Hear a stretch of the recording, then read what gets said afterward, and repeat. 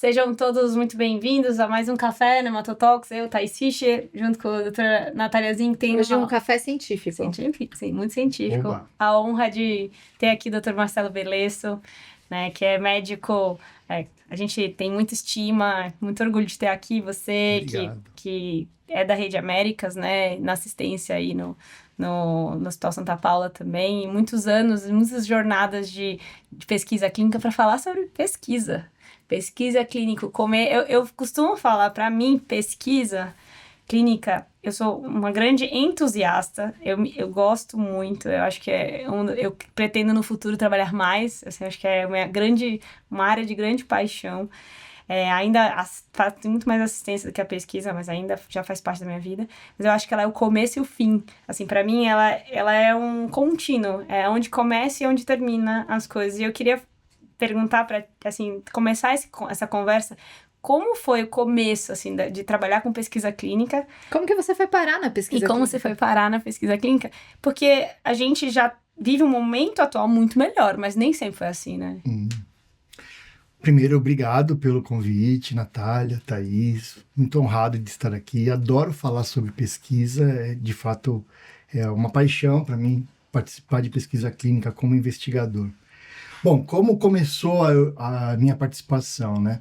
Então, eu fiz residência no HC e no final da residência do HC, tinha um protocolo de segunda linha para linfoma difuso grande células B em resgate, que era um protocolo adaptado, que é o do Codox-MVAC, o braço MVAC, a gente chamava, IVAC modificado.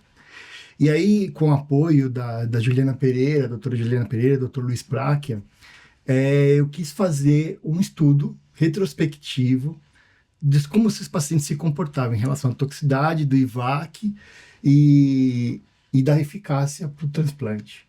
Então, no final do segundo semestre lá do R4, eu comecei a montar esse projeto, a gente fez esse trabalho foi publicado, e aí acho que as pessoas do próprio HC perceberam que eu gostava da pesquisa. Eu fui bolsista do CNPq na graduação, na Santa Casa de São Paulo, fiz um trabalho de molecular, de receptor de angiotensina para filhos de pais hipertensos, né? E a gente conseguiu relacionar o polimorfismo do gene da ECA com a espessura do septo interventricular. Eu era cardiologista na época. Enfim, aí em 2005, 2004, eu acabei, começo de 2005, eu terminei a residência, virei preceptor, então, e já fui direcionando porque eu gostava, né, tem que se direcionar lá, hoje a gente tem que fazer de tudo, mas eu me direcionei por linfoma não Hodgkin, e lá eu comecei a ver e que começou a surgir pesquisas, né? As pesquisas surgiram. Na época tinha um estudo já no centro, que era o estudo com o imatinib, né? Versus o interferon, se eu não me engano, sim, né? sim. A IRIS, né? O estudo IRIS. Mas eu não participei desse estudo e eu fui convidado a participar em 2007 no PRIMA, estudo PRIMA. Nossa, então eu participei do estudo PRIMA como subinvestigador, e lá eu comecei a fazer pesquisa. Então foi em 2007 que eu comecei a fazer pesquisa. E o grande desafio de ser um médico investigador é que nem todo hematologista é um médico investigador, mas todo médico investigador que faz hemato é hematologista, né? Então existem processos, existem treinamentos contínuos que esse médico precisa fazer, porque diferente do nosso dia a dia como médicos, o que a gente vende como médicos assistenciais? A gente vende a qualidade do atendimento, né? A gente vende o cuidado do paciente, o diagnóstico, a prescrição, a monitorização dos eventos adversos. Como médico da pesquisa, você continua fazendo tudo isso. Você tem que ter garantia do dado. Você tem que vender o dado, né? Então, você tem que registrar muito bem este prontuário. Esse documento-fonte é sagrado, né? E isso foi o grande desafio para aprender isso, né?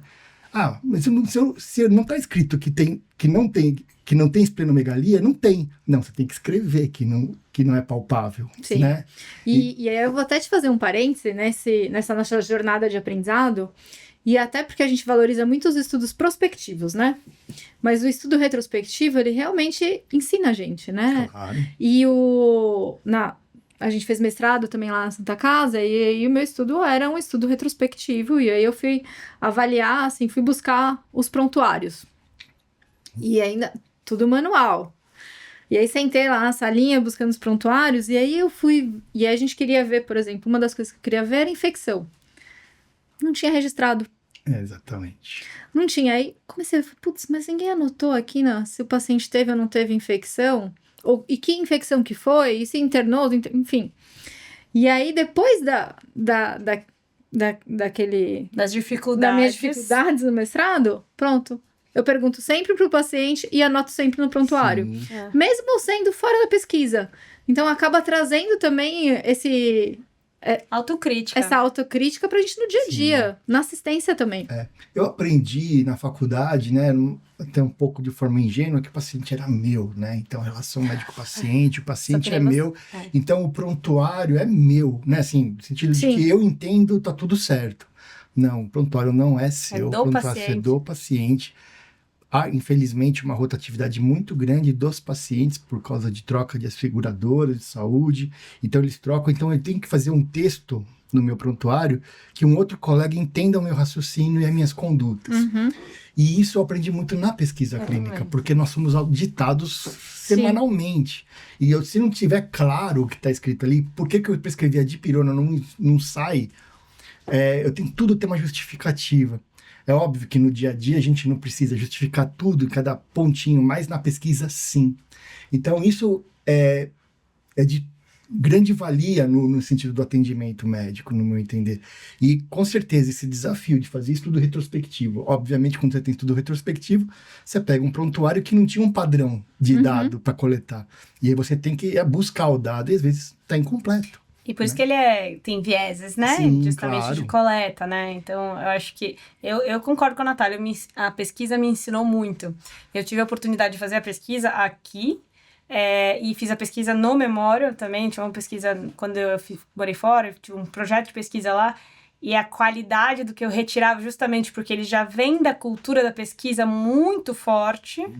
Então, eu conseguia coletar muito mais dados. Tipo, a infecção era fácil de ser coletada, porque tinha um campo sobre a infecção. Mas, para isso, a gente retoma que, na verdade, eu costumo falar, por isso que eu volto um pouco pro meu diálogo, que é lá o começo e fim, porque ela vem para ensinar uma nova maneira de registrar, de avaliar e de analisar. Não estou dizendo que tem que ser sempre, mas ela por isso que ela é uma linguagem. E a gente não é treinado para isso. A gente, durante a faculdade de medicina, você é um investigador, como você começou falando, mas não recebeu. Isso foi receber. Os meus treinamentos de pesquisa vieram de erro e acerto e correção. Eu fui aprendendo a duras penas a corrigir e fazer certinho, porque eu tive que corrigir o meu próprio input de dado, né? Então é muito vantajoso residências de hemato, de oncologia, qualquer especialidade que passam um período em pesquisa clínica. Porque é um nicho, é um campo de trabalho, né? Então eu acho que é muito valioso isso. Lá os residentes do 9 de julho passam comigo um mês por ano lá para ter uma noção, né? Para ter uma noção desse cuidado, desse registro. Porque atendimento eles já sabem, né? Eles aprendem, né? Acho que a gente entra na faculdade de medicina com a ideia que a gente vai ser um médico assistencial mesmo, vai ver paciente. E todos os outros possíveis campos a gente realmente desconhece. Nem sabe quais são os lugares que a gente poderia atuar. Mas até, assim, por exemplo, tem gente que vai querer continuar na assistência. Mas é isso, assim, o quanto essas outras coisas, esse contato, vai te mudar na sua assistência. Seja, então, na coleta de dado, seja, então, você aprender como que é um estudo clínico e poder julgar amanhã. Né? Eu vou ler um estudo clínico que saiu... Poxa, foi um estudo que foi bem desenhado, não foi? Quais são as falhas desse estudo? É uma coisa que eu vou conseguir levar para minha vida? Então, por mais que você não seja um pesquisador, você vai usar para sua assistência mesmo também. Claro. E o que você acha que, ao longo dessa jornada, assim, de 2007 até 2025, quais foram os maiores crescimentos da pesquisa, falando em hematologia especificamente, porque a gente está falando de hemato, de maiores barreiras que a gente teve e de maiores vantagens que a gente está atualmente? Então, assim, comecei Foi esse crescimento, né? Comecei em 2007, lá no HC, fiquei até 2018 fazendo pesquisa clínica no HC na área de linfomas, então eu participei de estudos conhecidos, né? O PRIMA, eu participei do estudo que chamava GP13, que era a manutenção com difuso de grandes células B. Que é do Zerogoia, né? Eu participei do MÁXIMA, que era uma manutenção de rituximab para linfomas indolentes com subcutâneo, o rituximab subcutâneo. Então, acho que me lembro da primeira aplicação do rituximab, parecia todo mundo olhando, evento, né? Deve ter escalado um residente para ficar de plantão, essa adrenalina de você estar na vanguarda, escrevendo a história, participando da escritura da história da medicina, da evolução. Tem estudos negativos, mas é muito interessante. Né? E os estudos negativos também são importantes, né? São positivos, Exatamente. né? Isso foi muito interessante que você colocou. A pesquisa, ela é uma oportunidade pra gente, né? Então, quando você tá na pesquisa clínica, principalmente com novas medicações, igual você falou com o rituximab, a gente também acaba aprendendo a usar e manejar as medicações de uma forma inicial. Sim. Então, hoje, até falei para um paciente esses dias, eu prescrevi um protocolo para ele que foi recentemente aprovado comercialmente. E aí, ele, né, putz, nossa, mas é novo. Não, calma. Aqui, a gente tem um paciente que fez parte da pesquisa e que já está em 5, 6 anos de segmento. Sim. Então, assim, é novo comercialmente. Sim, mas a gente já começa a usar, já aprendeu a usar e já tem paciente aqui mesmo, que vai estar na recepção com você, que está há 5, 6 anos usando. Sim. Então, assim, você falou de... Então, depois de 2018, eu fui para a Hemomed, lá eu entrei no centro de pesquisa da Hemomed, virei gerente de pesquisa da Hemomed, consegui trazer vários estudos para lá, e aí eu comecei a não só fazer estudos de linfoma, mas de mieloma, leucemias, mielofibroses, e por aí vai. Lá eu tive a oportunidade de fazer estudos fase 1, então é bem interessante e desafiador fazer estudo fase 1. Então aproveita só e explica rapidinho então, as fases então, dos vamos estudos. Lá, nem todo mundo aqui sabe, né? Não, obviamente quem está assistindo.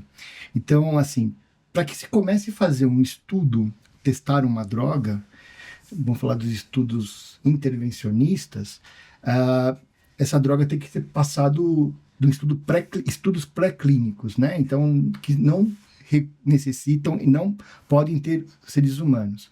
Culturas de células, geralmente animais, né? Com todo o comitê de ética, toda a segurança para esses animais, para dar o bem-estar desse animal, reduzir o sofrimento desses animais, para que levante perguntas para que possam ser autorizadas a investigação em seres humanos, né? Então, daqui vou ser um pouco teórico agora. Claro. Porque a gente vê ainda esse termo péssimo que tem que ser reprovado, no meu entender, cobaias, né? Com certeza. Seres humanos como cobaia. Então, nós estamos agora em estudos clínicos. Não, cobaia refere-se a ser um animal irracional que não é voluntário, que não tem capacidade de discernir se participa ou não, né? Então, quando eu falo em pesquisa clínica, pesquisas em seres humanos, a gente precisa de uma ponto-chave de voluntários. Voluntários que tenham capacidade de compreender a pesquisa, compreender os potenciais riscos, potenciais benefícios e saber que ele é livre para escolher entrar e é livre para sair a qualquer momento. Isso a gente pontua muito nas consultas iniciais, né?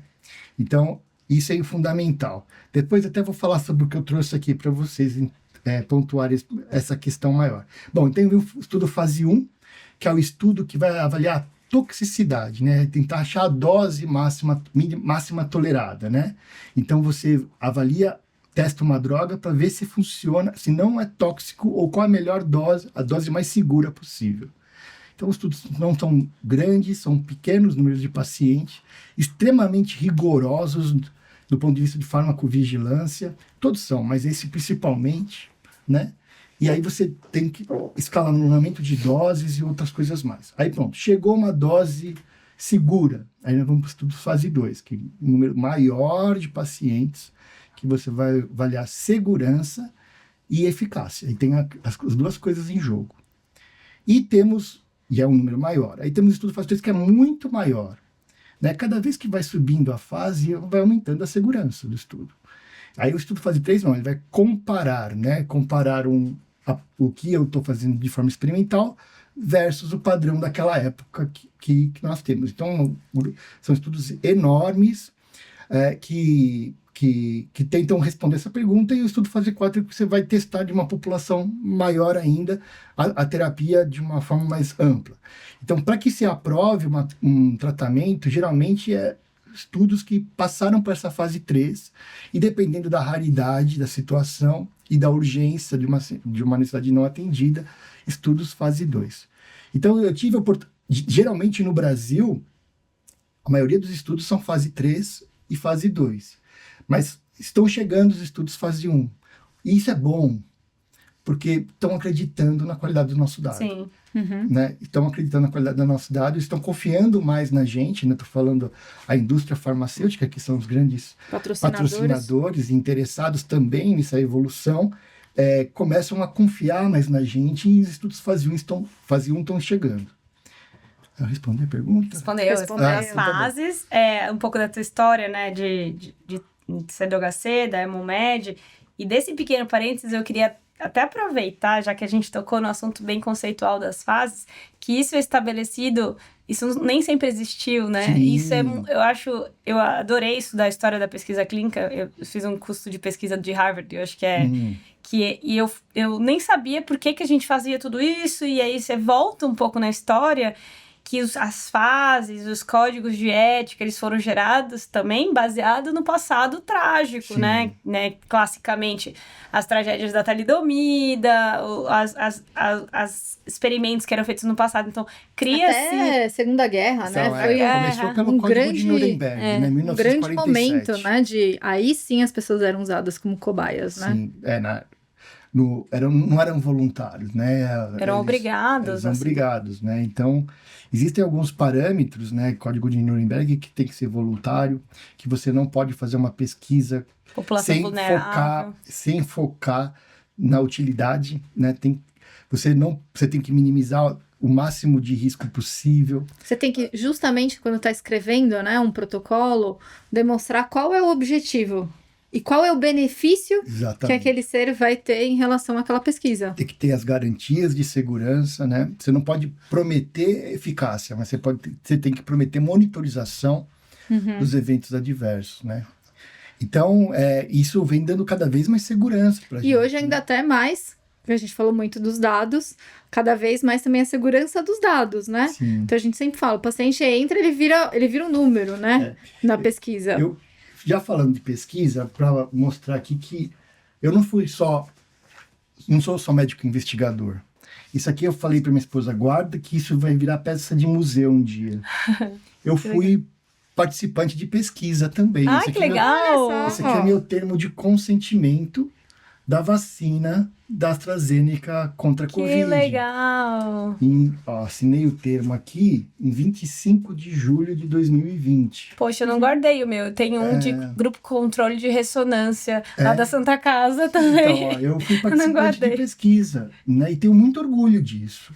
E foi muito legal estar do outro lado da mesa, né? De perguntar pro investigador. De ser participante. De ser participante, né? Legal. Então, aqui está tudo bem detalhado, e eu acredito, isso que eu acho que essa questão da pesquisa, que nós estamos num momento, nós estamos em 2025, esse vídeo fica para a eternidade, mas que a gente não valorizou o ganho que a gente teve, nós vamos falar sair um pouco da hemato, o ganho que a gente teve com as vacinas, né? O ganho que a gente teve. Se a gente está aqui hoje livre da pandemia, é por causa destes voluntários e dos pesquisadores e da indústria que fez essas vacinas diminuírem os efeitos graves da Covid-19, das hospitalizações. Conseguimos dar assistência e conseguimos imunizar a população. E num tempo absolutamente recorde. Absurdamente rápido. Absurdamente rápido. Então, e aí eu vou falar da barreira, porque você falou de barreiras, né? Eu acho que nós temos muitas barreiras ainda no Brasil. Primeira barreira da informação. Nós estamos aqui hoje tentando quebrar essa barreira, né? Mostrar que nunca é isento de risco, mas você tem que questionar muito bem isso com com o médico da pesquisa, os riscos e benefícios, e tomar decisão, se participar ou não, sem pressão alguma. E inclusive, ter um bom contato com o centro de pesquisa, né? Isso também é fundamental, tá na primeira página ali, ter os contatos, para justamente, como você falou, ser monitorizado. Sim, tá aqui. Quando você entra na pesquisa, tem um telefone. Você tem essa segurança do contato, né? E vamos dizer assim, e a barreira, que eu tive essa barreira, eu tive muita dificuldade. Eu tava louco para entrar nessa pesquisa, qualquer pesquisa. Você falou assim, eu quero estar do outro lado. E eu não conseguia chegar no centro de pesquisa que tivesse aberto para um estudo. Isso ainda acontece hoje. Muito bem colocado. Isso acontece hoje. Então, assim, tem pacientes que estão interessados em participar de pesquisa e não sabem por onde pesquisar. Uhum. E tem um estudo de pacientes que já participaram de pesquisa e falaram que se eles participariam de novo de pesquisa. 85% dos pacientes gostam e voltariam em pesquisa clínica porque foram bem atendidos e tiveram uma boa experiência. E o que eles mais reclamam, que o médico habitual deles, que não é o da pesquisa, não conversa sobre pesquisa no seu atendimento. Não é porque esse médico não quer falar, porque provavelmente ele não tem acesso à informação. Sim. Então, assim, eu acho que a questão da comunicação é fundamental. A BHH está fazendo esse portal de pesquisas e recrutamento. Que você pode... Isso é um grande desafio, porque isso muda semana a semana, porque abre e fecha recrutamento. Sim. Então, a gente tem grupos de WhatsApp de colegas, tem estudo aberto, vamos... quem que aceita o meu paciente? Quem aceita. Então, assim, é um grande desafio. E eu acho que a gente tem que ter contatos, porque... A gente acha que não, é o médico da pesquisa que é o grande responsável pelo recrutamento. Hoje em dia é. Mas se esse centro de pesquisa começa a fazer reuniões, contato com médicos habituais que não estão em contato com a pesquisa, mostram as pesquisas, das pesquisas, quais as pesquisas em recrutamento, o perfil de paciente, esse colega vai ficar muito mais bem antenado. E é notório, quando você comunica a algum colega de pesquisa, ele começa a te encaminhar. Em 3, 4 dias ele tá mandando um possível caso para você. Sim. Aí passa uns 15, 20 dias ele esquece. Aí você manda de novo, tem mais um. Então, assim... Tem que ser uma alimentação contínua, né? Alguns pontos que você colocou, acho que é isso assim... a gente sempre fala que você tem que fazer esse exercício mesmo. De bater na porta e perguntar pro seu amigo, né? Então, assim, por exemplo, se eu não trabalho num centro que tenha pesquisa, é isso. Amanhã eu vi um paciente recidivado, um caso, você liga, olha, oi, tem? Não tem? Porque as coisas são muito rápidas mesmo, então muda toda hora. Não tem como ter só um caderninho ali anotado com as pesquisas, nada. É muito dinâmico. E o outro lado também é do paciente, né? Então, a gente sempre fala, o paciente ele tem que ser protagonista do tratamento dele. Então, se às vezes aquele médico não propôs ir para pesquisa e tal, ele também ia atrás da BHH, então ia atrás de informação e trazer. Outro ponto também que a gente pensa, porque o nosso país é continental. Então, às vezes, tem uma pesquisa, mas é muito distante. E a gente vê que tem algumas pesquisas que, sim, conseguem, inclusive, auxiliar esses pacientes no transporte para viabilizar o paciente entrar na pesquisa. Então, também não achar que a distância física é um empecilho para o paciente entrar na pesquisa. Eu acho que estão 2 pontos importantes aí. Tem outro estudo que mostra... as barreiras para o paciente, né? Então, a primeira que é um pouco óbvia e outras que para mim não eram tão óbvias. A agonia, o medo, né? De entrar numa pesquisa, isso é humano, né? Isso faz parte. E se não der certo, né? Então, isso é um problema. Segundo problema, que eles ficam... Será que eu vou ter contato com o médico da pesquisa? Vai ter contato como nunca, assim. Porque... Eu ia dizer até mais do que na assistência. Porque tá no termo de consentimento o telefone do contato, com a equipe da pesquisa.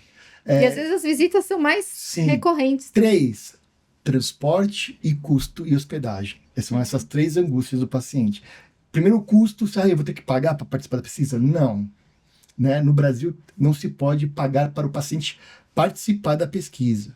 Mas é permitido e eu acho que está perfeitamente aceito e correto pagar para o translado do paciente, hospedagem e alimentação. Eu sempre falo para o paciente que a ideia é ficar no 0 a 0. Sim, não, Então, já tá ganhando. É ninguém ter custo, né? Então, assim, realmente, o paciente ele não vai receber para entrar, para ser um participante, né? Então, ele não recebe um dinheiro para ser participante, como em outros países isso é legal. Alguns países, inclusive, é um estímulo, né? Ele também não tem que pagar para participar. Sim. Então, a ideia é que seja 0-0. E, ao mesmo tempo, que também é uma angústia de pacientes, eu acho que, assim, falou, a melhor notícia é a verdade, seja dura ou não. Porque você sabe, com a verdade, você sabe lidar com, você pode dar o próximo passo, sem perder tempo. Então, assim, foi convidado para pesquisa clínica, e nós vamos fazer uma triagem, né? Que é obrigatório fazer essa triagem, depois da assinatura do termo. Se você não é elegível para pesquisa, isso não é uma má notícia. Significa que você não se enquadra na pesquisa. Eu fui excluído. Você foi excluído? Eu fui excluído porque eu tinha anticorpo. O estudo era para estudar a imunogenicidade. E eu tinha anticorpo e não sabia. Eu fui excluído da pesquisa. Então, seria fútil para mim participar da pesquisa, porque o objetivo da pesquisa aqui era a imunogenicidade da pesquisa. E ok, mas eu tive uma notícia muito boa que eu não sabia. Que naquela época, o teste sorológico para Covid era super difícil. Então eu fui excluído da pesquisa. Mas foi uma notícia boa. E se eu tivesse feito participando, não seria útil para mim. Então, assim, e a mesma coisa em relação à segurança. Por exemplo, o estudo só permite pacientes com aquele nível de função renal. Se você tem um nível abaixo de função renal, isso é crítico, isso é perigoso, mas é muito mais perigoso se você entrasse na pesquisa. Então, não existe forçação de barra para entrar paciente na pesquisa. Eles estão falando de segurança. E para a gente ter um dado mais robusto de eficácia, de segurança, a pesquisa precisa ser tão quadradinha, né? Sim. Então, justamente nessa fase inicial que a gente está estudando, precisa ser muito quadradinho para você conseguir ter um dado mais robusto. Claro. E aí depois, obviamente, vão vir os estudos de vida real e etc. E vai abrindo o leque. Isso. E aí voltando de novo lá para umas perguntas iniciais, né? Você como pesquisador, o que você aprendeu? Aprendi muita coisa no cuidado, no registro. A gente sempre está aprendendo coisas novas, mas uma das coisas que mais me fez ter atenção é na leitura do artigo, quando o artigo é publicado. Por quê? Porque os critérios são tão elaborados e tão sofisticados para você incluir um paciente e esses critérios não estão publicados no artigo original, todos eles. Estão lá no suplemento. Estão lá no suplemento. Então, assim, eu acho que é legal, vem a pesquisa, mostra eficácia, mas tá bom, então eu vou aplicar no meu paciente? Não. Você tem que voltar lá no suplemento. Você tem que olhar os critérios de elegibilidade desse suplemento para ver se esse paciente se enquadra aqui. Ou se não se enquadrar, qual é o critério que você vai pagar o risco. Então, assim, não adianta, porque a dosagem da medicação tá definida para aquele critério, para aqueles critérios. A monitorização para aqueles critérios. Então, e também não está muito claro, a não ser lá no suplemento, como você vai monitorizar. Você sabe, a taxa de neutropenia grau 3 é igual a 90%, mas como você vai monitorizar? Qual é a periodicidade? Isso não está no artigo original. Está lá no suplemento. Então, assim, leiam o suplemento, além de ler o artigo, óbvio, leiam o suplemento para saber como que você vai avaliar a elegibilidade do seu paciente. Agora, no dia a dia, já não é mais pesquisa, né? A elegibilidade do seu paciente, se você vai dar a mesma dose do que está preconizado na pesquisa e como você vai monitorizar tanto a eficácia como os eventos adversos. Está tudo escrito no suplemento. É o que você espera, inclusive, Sim. né? Você vai pegar esse paciente e fala, bom, se esse paciente for todas essas regras do jogo, eu vou esperar que ele tenha, então, esse resultado básico aqui, que foi da corte total ali. Agora, não, esse paciente fugiu por algum critério. Tá bom, eu acho que segurança é ok, eu posso seguir com esse tratamento. Mas a eficácia vai ser igual a que foi desenhada no estudo? Não, Exatamente. Você vai ter uma outra perspectiva. E outro exercício que a gente faz muito também é de comparar os estudos. Sim, que não é possível. Estatisticamente não é possível. Não, e não só estatisticamente, porque às vezes você vai ver, a população é completamente diferente. Os critérios, gente. Você fala, Eu vou falar bem a grosso modo, mas então eu vou ver LLC na recidivo e refratário. Mas você vai ver um grupo foi na segunda linha, o outro foi na quinta linha, um era paciente mais jovem, outro era paciente mais idoso, as subcategorias dos pacientes eram diferentes. Então, assim, no final, não tem como você comparar, eles são totalmente incomparáveis. Então, é sempre legal, acho que a pesquisa clínica é isso, assim, é um jogo, né? Então, você tem as regras do jogo. Sim. E aí você tem que seguir essas regras. E quando você for comparar os estudos ou ver se seu paciente se enquadra, tem que ver essas regras. E a gente tem uma fase posterior aos estudos clínicos, justamente, que é quando você abre o acesso expandido, né? Que é justamente para você sair do cenário perfeito, entender a população com mais dificuldades, menos dificuldades, mais comorbidades, menos comorbidades, e ver como aquilo se comporta. E nessa fase de expansão, a gente eventualmente não reproduz o que foi visto no estudo clínico, justamente por ter situações ideais de temperatura, pressão, idade, função renal e tudo mais.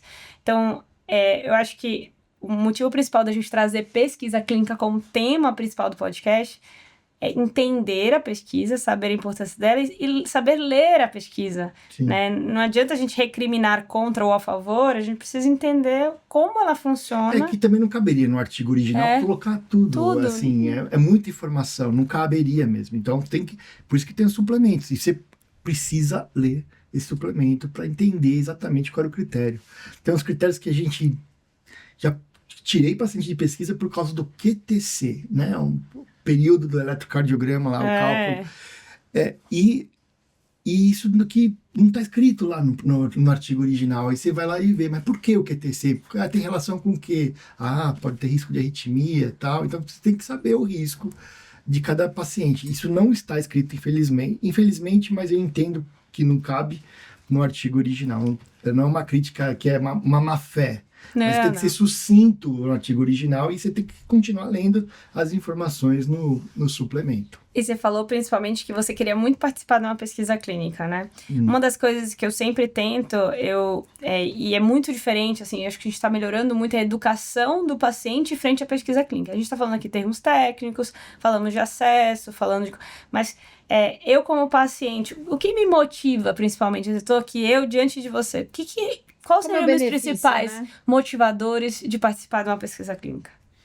Então, assim, eu sempre falo para o paciente, tem os benefícios micro e macro.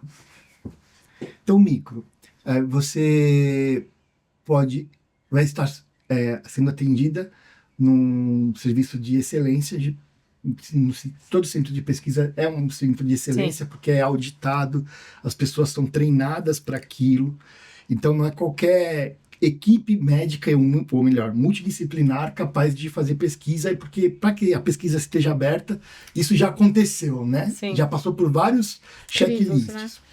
Então, primeiro, você vai ser bem cuidado. Garanto sucesso? De maneira alguma. Garanto monitorização. Garanto controle de monitorização. Garanto o cuidado do efeito adverso. Pode ser crítico ou não crítico. Garanto agendamento de consultas. Garanto qualidade no agendamento de consultas. Garanto transporte, hospedagem e alimentação, sem custo algum. Não vai ter dinheiro para você. Bom, então esse é o benefício seu. Né? Que, além de você estar usando uma medicação que pode estar na prateleira daqui 5 a 6 anos. Ou seja, a vanguarda, né? Que a gente desde falou. Que esse estudo seja positivo, né? Ao mesmo tempo, se ele for negativo, ou se mostrar que tem risco, nós vamos parar o estudo. Não vai cumprir todo o período. Existem controles de segurança que vai mostrar que o estudo vai parar. E a senhora vai sair, o senhor vai sair do estudo. Né? Então, dando as garantias para ele. Benefícios macros. A senhora vai estar ajudando a humanidade, a comunidade, pessoas com as mesmas doenças da senhora. Aí, o resultado é sempre positivo. Sendo estudo negativo ou positivo, você está ajudando a evolução da medicina. Se essa dúvida dessa medicação for testada e não for aprovada, nós não vamos dar o próximo passo. E se for, nós vamos dar o próximo passo e vai mostrar que evoluiu. E assim, se tem uma especialidade que é gritante a evolução terapêutica, é a nossa. Sim, com certeza. Né? É a nossa. E eu ia acrescentar ainda uma coisa que acho que no Brasil é muito importante, que é a acessibilidade. A gente tem uma rede de saúde muito heterogênea, seja no público, seja no privado. Então, mesmo todos os pacientes do público não recebem o mesmo tratamento, muito menos também os pacientes do privado recebem o mesmo tratamento. Então, você também tem acessibilidade. Mesmo se você cair no grupo controle, por exemplo. Sim. Então, se você vai cair no grupo controle, poxa, mas é uma medicação que que está aprovada no Brasil. Mas, às vezes, você não vai ter acesso, independente em que rede de saúde você está, como também tem todos os outros benefícios, de novo, de ter a qualidade, etc., que às vezes também a gente não consegue garantir quando é assistencial. Eu acrescento ainda, você tira a individualidade, né? Você tira só você, porque você é auditado. Sim. Né? E isso já existe claramente, existe o efeito Hawthorne, né? Você é extremamente observado, você acaba aderindo muito mais, você está sendo muito cobrado, né? Então, isso é uma outra grande vantagem da pesquisa, de você estar sempre muito observado, e eu sempre falo para meus pacientes que eu estou falando, você sabia que você vai ser analisado, você não como pessoa, mas você como dado, vai ser avaliado por um hematologista acima de mim. Além disso, que vai dizer se eu tô te avaliando de forma correta. Né? Uma equipe, né? Mas, basicamente, você vai ter um double check. Você vai ter um triple check, provavelmente quintuple check. E o que você vê no Brasil, né? A gente sabe que isso tem mudado muito, muito, muito. Tem sido muito melhor. A aceitação das pessoas tem sido muito melhor. Mas a minha experiência fora, por exemplo, eu via vários pacientes chegando num Cancer Center, que era o Memorial, pedindo por pesquisa. Não, eu quero vir aqui porque eu quero pesquisa. O paciente sai da comunidade, vai para um grande centro, especialmente universitário, pedindo pesquisa.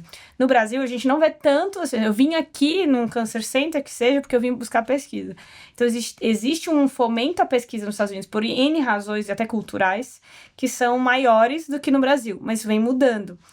O que você vê atualmente no Brasil como maior entrave do paciente? Você acha que é desconhecimento, a falta de cultura da pesquisa, ainda é muito medo? Julgamento. Então, nesse estudo que eu li, que eu falei dos que participaram de pesquisa e que gostariam de ter o contato de participar de novo em situações diversas, eles relatam, e assim, esse estudo foi global, tá? Em todos os continentes. Obviamente a maioria é norte-americano. 40% norte-americano, 20% europeu, 10% asiático e 5% América do Sul e África. Então não representa a população mundial, mas um pouco de tudo, né? E eles dizem que é a falta de conhecimento, de saber onde tem a pesquisa. Nós sabemos todos os centros de pesquisa no Brasil. Eu não sei quais são os centros de pesquisa em São Paulo. Sim. E quais os estudos que estão abertos em São Paulo. Eu recuo para minha network de WhatsApp. É o que a gente faz. Então, assim, é muito difícil. Imagina o colega que está em Minas Gerais, que é próximo, que está no Mato Grosso, no Paraná. E muito mais para o paciente que não sabe nem a doença que ele... Então, assim, acho que falta comunicação. Eu acho que falta um marketing ético, óbvio, mas o marketing da pesquisa, de novo, ressaltando, né? Veio a Covid e veio a informação das pesquisas em vacina. Isso, nós estamos em 2025, não se mostra o resultado daquilo que está pronto, está consolidado. Então, para mostrar, olha, funcionou, é efetivo, foi seguro. A gente está agora na onda do CAR-T, né? As terapias de célula T, que também tem uma busca, tem um interesse das pessoas em relação a isso, e que a gente pode aproveitar isso para comunicar mais às pessoas, né? Isso você tocou, é muito importante, porque me fez lembrar agora que eu recebo muito mais pacientes na primeira consulta me perguntando se eles têm indicação de terapia celular, Sim. do que, por exemplo, ter uma pesquisa aberta em relação à doença dele. Isso é definitivamente um disparate e tem provavelmente a ver com marketing, né? Das duas terapias. Então, assim, eu acho que falta um pouco da mídia comunicar mais pesquisas que estão abertas ou fazer reportagens com centros de pesquisas que estão abertos. E falar, então, o 9 de julho tem pesquisa? Tem pesquisa. O AC Camargo tem pesquisa? Tem pesquisa. Então, assim, eu vou lá. pegar o telefone e procurar o contato, entendeu? Mas o que eu acho fundamental é, além do paciente, acho que o paciente provoca o médico, né? Assim, provoca no bom sentido. Mas os nossos colegas médicos são peças-chaves no recrutamento. Os encaminhadores, sim, né? Os encaminhadores. Porque também é importante dizer isso, né? O paciente da pesquisa, ele é um paciente emprestado para a pesquisa. Uhum. Eu não sou o médico do paciente. E, inclusive, a gente orienta ele a permanecer com o médico de origem. Fundamental, porque, vamos lá, vamos pensar numa droga que causa imunidade baixa, e o paciente, estou falando com os pacientes agora, e que tem um quadro de infecção. É óbvio, se a droga está causando queda de imunidade e você tem infecção, é um efeito colateral relacionado à droga. Mas se você tropeçar, cair na rua e ser atropelado, tiver uma fratura, não tem relação com a droga. Você tem que voltar para o seu centro de atendimento. E outra, se a sua doença que você está sendo tratada na pesquisa progredir, e geralmente quando progredir a coisa está mais grave, você tem que ter um retorno rápido para esse médico encaminhador. Então, não que esse médico encaminhador precisa ter a frequência de consultas que a pesquisa clínica faz, mas esse contato de retornar rápido... Tem que manter um vínculo. Tem que estar pronto, tem que estar rápido. E assim, às vezes, a gente começa a entrar com pacientes em pesquisa que não tem nem vínculo com o SUS ainda direito, bem estabelecido. A gente sabe quanto tempo demora para um paciente do SUS entrar na pesquisa, entrar no atendimento, né? Os trabalhos até de Manto e Roger falam em 6 meses, né? Para eles chegarem, 6 meses a 1 ano para chegarem efetivamente no especialista no SUS. A gente tem um paciente na pesquisa que terminou o 6º ciclo de quimioterapia para linfoma difuso de grandes células B, quando saiu o chamado para ele ir pro hospital público ser matriculado. Ele falou, eu vou agora no final. Lógico que vai, você tem que ir. Aí eu fiquei assustado. Quanto tempo tratamos o paciente 4 meses e meio, quase. E ele estaria esperando, com difuso de grandes células B, essa santa matrícula no hospital do SUS para começar seu tratamento. Imagina como estaria se não tivesse a oportunidade da pesquisa, né? E ao mesmo tempo tem que valorizar. Não, tem que ir mesmo. Você tem que ter um cadastro, você tem que ter uma casa, uma origem. E a origem é o outro colega. A pesquisa é uma ponte. E, obviamente, se tem... Às vezes em paralelo. E é muito comum, assim, você convida um paciente para pesquisa, ele progride, aí, sem querer, surge uma pesquisa que ele consegue se encaixar. Ele mergulha de cara na pesquisa de novo, assim, porque ele já sabe. Já conheceu, essa pesquisa, né? E 85% vai querer entrar de novo, porque a experiência é boa. A experiência é boa. E para finalizar essa nossa conversa sobre pesquisa, então, traz uma mensagem para um jovem hematologista. Bom, vou falar de pesquisa. Deu para perceber que é um nicho de trabalho, né? Um centro que faz pesquisa só tem a ganhar, porque a forma de financiamento é diferenciada, as indústrias pagam de forma extremamente diferenciada tudo, né? O atendimento médico, os exames, internação, tudo é muito bem diferenciado. Então isso é uma vantagem absurda para o Sistema Único de Saúde, é uma vantagem absurda para as fontes pagadoras privadas, que deixam de pagar, não gastando esse dinheiro para esse paciente, gastando em outros. Então, assim, que as instituições percebam isso, e percebendo isso, você que é hematologista vai ter um nicho de trabalho. Então, assim, na sua formação, tente ficar uns 2 a 3 meses, nesses 2 anos mínimos para ser hematologista, participando de algum centro de pesquisa, no seu momento de opcional, se você não tem na sua residência isso, procure um centro que possa fazer esse estágio para você aprender, entender a linguagem, entender a forma de atendimento, porque você vai se diferenciar lá na frente. Muito bom. Obrigada, Bless, por essa conversa. Foi incrível. Obrigado. Acho que muitas ideias, inclusive de formação, né, participo da coordenação da residência, então muitas ideias para trazer, e principalmente, a gente sempre fala, educação é poder, né? Poder para o paciente, para a residência, para a equipe multi, para que a gente conheça o processo. Lógico, aqui a gente pincelou um pouco de tudo, mas para que conheça o tema, para que possa buscar, né? E os benefícios principais, né? Com certeza. Desmistificar e trazer os benefícios da pesquisa. Foi um prazer. Muito obrigada. Que bom, obrigada.